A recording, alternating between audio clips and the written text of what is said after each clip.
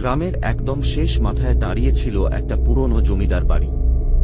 লোকজন বাড়িটার নাম দিয়েছিল কালো বাড়ি, কারণ গত ৩০ বছরে যেই সেখানে রাত কাটাতে গেছে সে আর স্বাভাবিক হয়ে ফিরে আসেনি।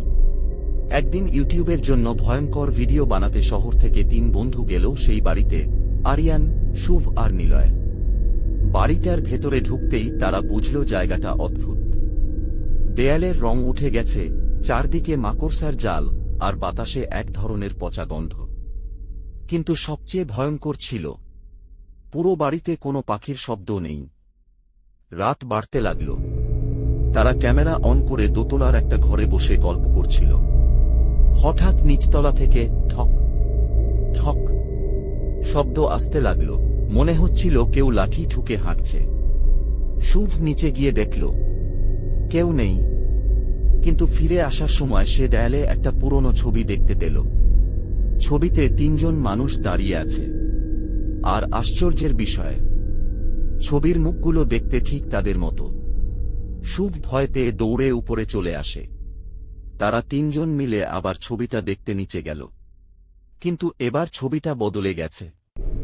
এবার ছবিতে দেখা যাচ্ছে ৩ জনের গলায় দড়ি বাঁধা।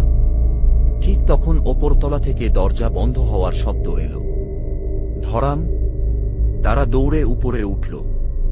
দেখে যে ঘরে তারা বসেছিল সেই ঘরের ভেতরে কেউ দাঁড়িয়ে আছে।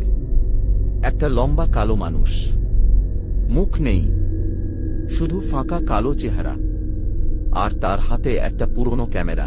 লোকটা ধীরে ক্যামেরার ফ্ল্যাশ মারল। চ্যাক! ১ সেকেন্ডের জন্য পুরো ঘর আলোয় ভরে গেল।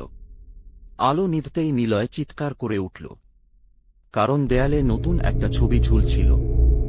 সেখানে দেখা যাচ্ছিল ৩ বন্ধু মেঝেতে মৃত অবস্থায় পড়ে আছে, আর তাদের পেছনে দাঁড়িয়ে আছে সেই মুখহীন মানুষটা। পরদিন সকালে গ্রামের লোকজন বাড়ির সামনে শুধু একটা ক্যামেরা খুঁজে পায়। ক্যামেরার শেষ ছবিটা দেখে সবাই আতঙ্কে পিছিয়ে যায়, কারণ ছবিতে দেখা যাচ্ছিল ছবিটা তোলা হয়েছে ঠিক তাদের পেছন থেকে যখন তারা দেয়ালের ছবিটার দিকে তাকিয়েছিল।